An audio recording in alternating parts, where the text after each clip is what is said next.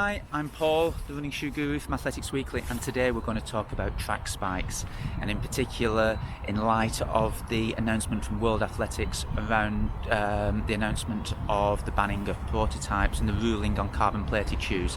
Last week we did a video about racing shoes, and in particular the Vaporfly. Lots of athletes ran PBs yesterday and over the weekend, and there has been a lot of discussion over the type of footwear that's been used, and in particular spikes.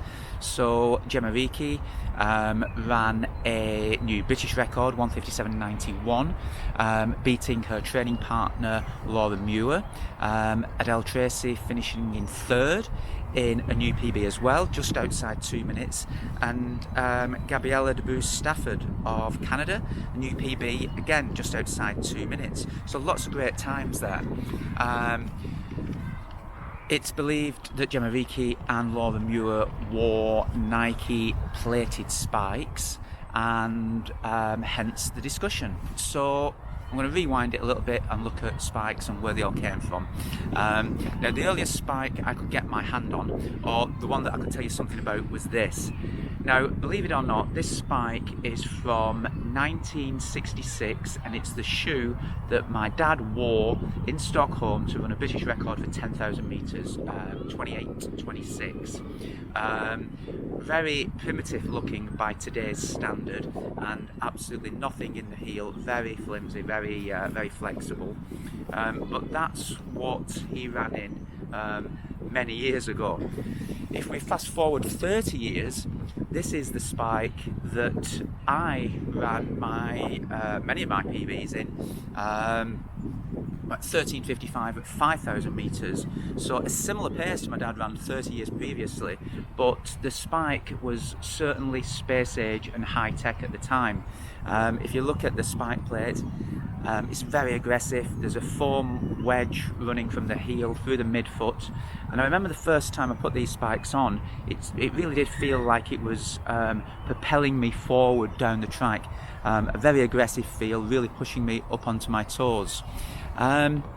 But in the interim, spikes, from being like this in the 60s to the 90s, developed massively. A lot of spikes, sprint spikes, and this was it was used for a distance race. My dad ran in the 10k, but spikes were like this for pretty much most events. But high jump spikes, long jump spikes, javelin boot spikes, all developed and offered the particular athlete an individually tailored performance. So a lot of development has taken place.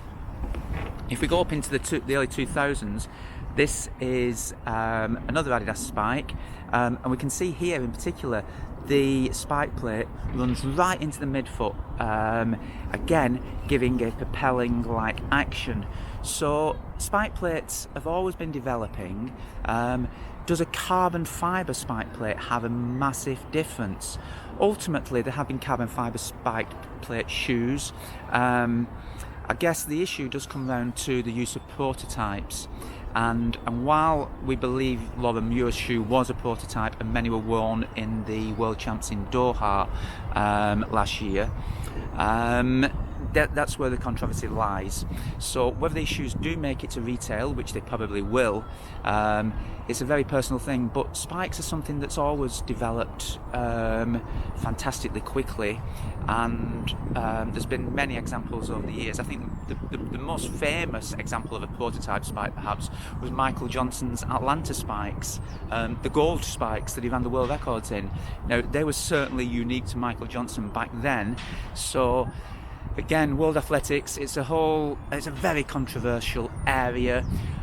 When a shoe's banned, when are they not banned, when are rules coming into effect, and can rules be backdated?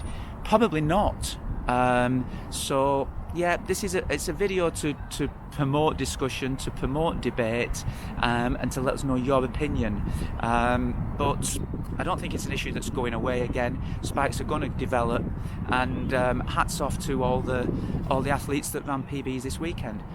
Ultimately, the 800 metre race up in Scotland, where Gemma Ricci won, she's one of Britain's most promising athletes for the last few years. She's benefiting from a fantastic training group. She's running with one of the world's leading female athletes in a training partner, Laura Muir. She's got a great setup there. She's been training, warm weather training, so probably a PB was long overdue. And when you've got a world-class athlete with the likes of Laura Muir, taking the pace out, then you've got probably the world's best pacemaker. So, you know, credit to her as well. The performance was a fantastic run. There were lots of other great runs yesterday, including Tom Keane as well in Valencia, I believe, with an under 20s 1500 metre record. So lots of great runs. Credit where it's due, and Spikes, let's see what happens. What do you think?